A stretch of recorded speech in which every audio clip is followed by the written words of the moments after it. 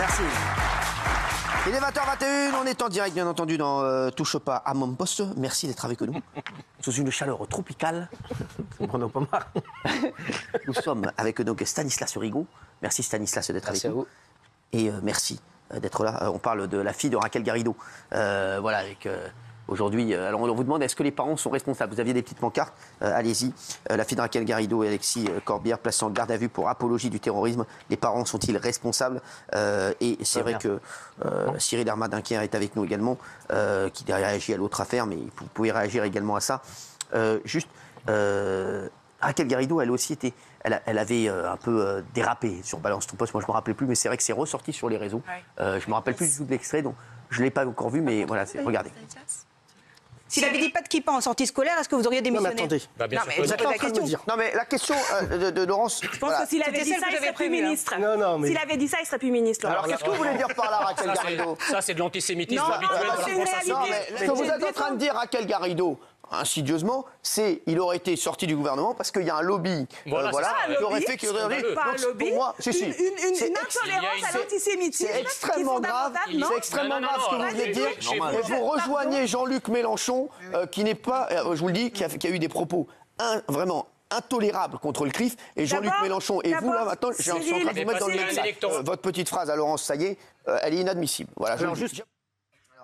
Raquel Garrido, il y a beaucoup de gens qui réagissent sur les réseaux qui disent ouais Cyril, c'est plus ta copine Raquel Garrido. Alors écoutez, pour moi, les amis, c'est des gens qui sont là pour éventuellement vous défendre ou prendre vos patins quand vous avez des petits soucis. Sur l'affaire Louis Boyard, j'ai jamais entendu Raquel Garrido. C'est les bons et les mauvais moments, les amis. Il nous a plutôt enfoncé. Donc forcément, Raquel Garrido, oui, c'était une collègue, c'était une copine. Je l'aimais bien en plus, Raquel Garrido. Oui. Mais maintenant, je n'ai plus du tout de contact avec elle. Elle ne nous répond même plus, sachez-le. Et Raquel Garrido, je ne la considère plus du tout comme une amie. Une amie, c'est quelqu'un, et un ami, c'est quelqu'un sur qui tu peux compter. Raquel Garrido, on l'a bien aidée ici quand elle était là et elle était donc dans Balance ton poste, ça se passait très bien. Mais voilà, une fois que tous ces patrons de la LFI étaient contre nous et contre moi, on l'a pas entendu du tout. Bon, après voilà, même LFI lui a tourné le dos. À un moment, vous savez, il faut toujours choisir son camp. Je vais vous dire, la fidélité dans le travail, c'est ce qui paiera toujours. Malheureusement, les girouettes, ils se retrouvent toujours à la rue et ils se retrouvent toujours tout seuls. Voilà, aujourd'hui, on voit ce qui se passe pour elle et c'est vrai que même LFI l'a laissé tomber. Voilà. Tiens, d'ailleurs, vous aviez eu une petite embrouille avec Raquel Garrido qui vous avait dit d'aller ressucer la quéquette de votre patron. Regardez. On a l'extrait. Connard!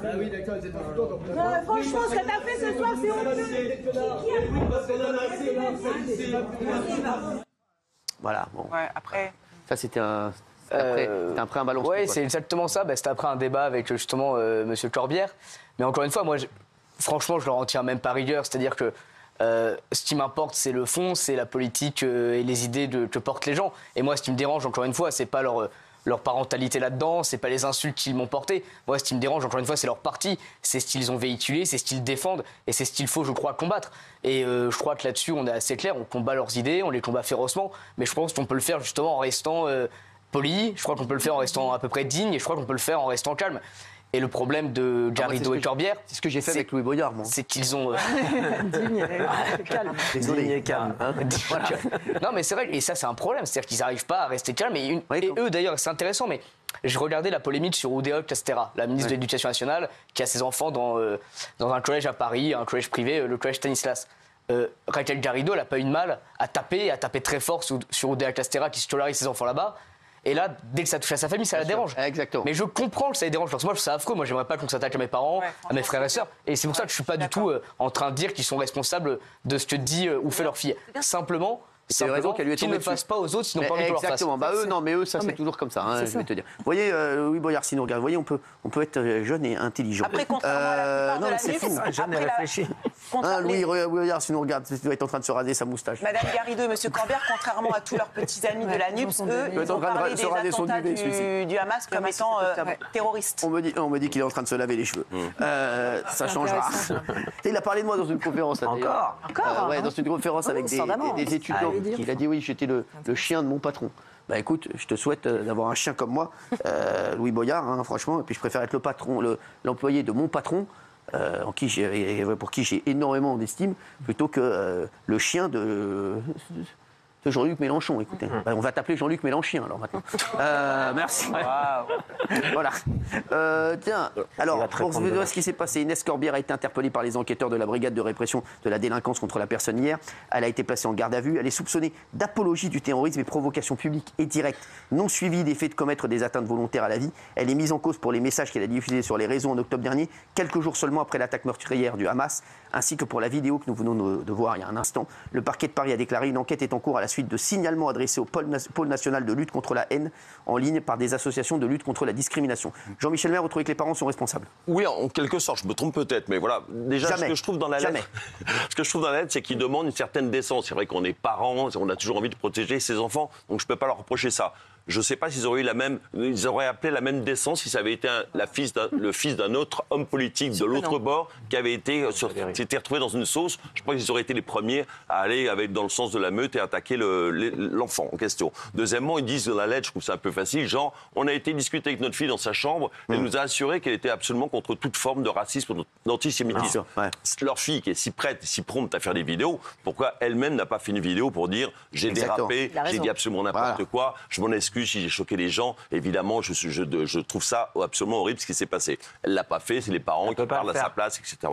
Et troisièmement, voilà, je pense que Inès Garrido vit dans un milieu assez aisé, dans une famille aimante, avec des gens intelligents, même s'ils n'utilisent pas forcément leur intelligence à bon escient, mais voilà, où les repas, les dîners, les repas ont été nourris de discussions politiques nationales et internationales, et je ne pense pas qu'un enfant accouche de théories comme ça tout à coup par hasard. Je pense que quelque part, il y a un terreau familial à cette forme d'antisémitisme et je ne pense pas qu'elle l'a inventé, c'est venu de nulle part. Cyril, vous êtes d'accord? Moi, je pense qu'il y a vraiment un gros terreau antisémite chez LFI et qu'elle doit avoir un gros terreau familial aussi. Quand je vois ce qu'elle écrit, ce dont elle rit, quand je vois les enfants, cette famille qui était à ce moment-là séquestrée par le Hamas et qu'elle nous sort des trucs comme ça, les enfants, je les trouve intenables, même plutôt chiants sur tous les gosses. Voilà.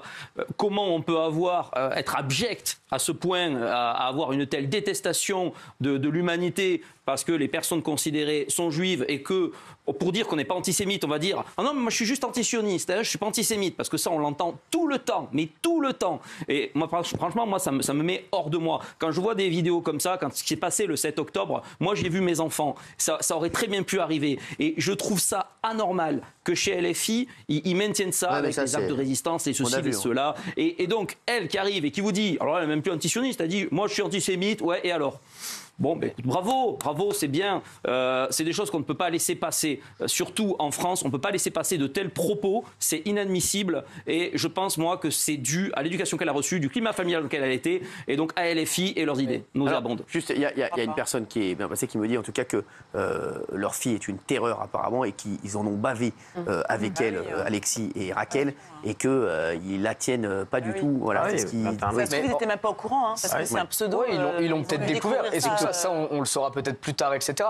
Mais encore une fois, ce qui est intéressant, et je reviens sur ce que vient de dire Jean-Michel Maire, mais quand on voit la France insoumise qui, par exemple, avec une jeune femme comme Marion Maréchal Le Pen, qui est notre tête de liste aux européennes, ils lui font depuis maintenant 30 ans le reproche d'avoir eu comme grand-père Jean-Marie Le Pen. Là, quand c'est un camp qui ne leur plaît pas, quand c'est la droite, alors là, par contre, dès qu'on est la fille ou le fils de quelqu'un, ça tape à tir la volo, ça tire la rideau, pardon, ça tire de partout, il n'y a plus de cadeau qui est fait. J'ai vu le débat Mathilde Panot face à Marion Maréchal, elle ne se prive pas une seule seconde de le ramener à ça. Donc je trouve qu'il y a aussi une hypocrisie assez incroyable. Gilles, tu ne penses pas que les parents soient responsables? Pas du tout. Voilà, toi tu penses que leur fille ne la tienne pas. Moi je suis quand même là-dessus, je suis un peu d'accord avec toi. Moi, je pense elle n'a pas été biberonnée à des discours antisémites. Et ce qu'elle a fait est inadmissible. Oui, bien sûr. Inadmissible. Je pense pas. Elle risque la prison, mais je ne crois pas, et je ne suis pas d'accord avec Jean-Michel, sur ce terreau familial antisémite qui aurait préparé à une éducation. Exactement. D'abord, non mais on n'est pas. C'est mon avis. Ils ont condamné les attentats, contrairement à la reste de la LFI. C'est pas un hasard si ça arrive le 14 novembre. C'est pas un hasard si ça arrive à un moment où la France insoumise a tenu des discours extrêmement fallacieux après ce qui s'est passé le 7 octobre, où ils n'ont pas été très clairs vis-à-vis de l'antisémitisme. Donc elle répète que ses parents pensent ou disent... Je pense qu'on est dans un environnement et dans un terreau qui fait que... Je suis pas d'accord avec vous. Mais bon, on va voir. Polska, qu'est-ce que t'en penses? Moi, je pense pas qu'il soit responsable parce que, par exemple, moi, je suis polonaise. En Pologne, il y a beaucoup de racistes. Les gens sont très fermés d'esprit. Ma famille, ils sont très fermés d'esprit. Et quand j'étais plus jeune, je l'étais aussi. Quand j'avais par exemple 10-15 ans, j'étais plus fermée. Mais après, quand on grandit, l'esprit se développe. On a notre propre façon de penser. On comprend que c'est des conneries, tout ça. Et du coup, maintenant, j'ai ma propre façon de penser. Et je pense qu'à son âge, elle aussi, elle devrait avoir sa propre façon de penser. Ouais. Bon, toi, tu as du caractère, elle aussi. C'est ça. Voilà. Hugo, tu penses que les parents sont responsables? Moi, je pense que quand déjà tes deux parents sont politiques, c'est déjà un cas assez particulier, et qui sont aussi investis dans leur mission. Ils ont une idéologie qui est très forte, donc je ne peux pas imaginer que leurs enfants n'aient pas participé à des débats houleux autour des tables, des dîners, entendre plein de choses qui ont forgé une opinion très claire. Donc je ne dis pas que les parents sont antisémites, mais je pense qu'il y a quand même une démarche politique qui lui a laissé l'opportunité de s'exprimer comme ça face caméra, parce qu'elle voit qu'elle est filmée. Donc moi, je pense qu'ils ont leur responsabilité. Et s'il n'y avait qu'un seul des deux parents qui était dans la politique, j'aurais peut-être un doute. Là, les deux, et aussi fortement, ça me paraît quand même... Voilà. Moi, je pense l'inverse, au contraire. Parce que je me dis peut-être que le fait qu'elle ait baigné justement avec les deux parents qui font de la politique, pas un, deux, c'est pas la double peine, mais c'est très rare. C'est-à-dire que tu es baigné là-dedans. Ton enfance, c'est pas une enfance comme quelqu'un d'autre. Moi, je pense que peut-être ça marche quand tu as 10 ans, ce que tu dis, 12 ans, peut-être comme elle a dit Polska, 14 ans, mais à 21 ans. Tu as vu la vidéo? 21 ans, je l'ai vu. On dirait qu'elle a 12 ans sur la vidéo, on dirait une gamine, on dirait une ado. Sauf qu'elle a 21 ans. Je pense vraiment que c'est ses idées à elle et que c'est pas par rapport à ses parents, et ses parents sont pas responsables. Et une fois de plus, moi, je demande qu'elle passe, que ce soit jugé, ça. Et comme le footballeur, parce que le footballeur, il a pris 8 mois. J'aimerais juste qu'on revienne. Comme le footballeur, pareil. J'aimerais juste qu'on revienne sur ce dont on a parlé tout à l'heure.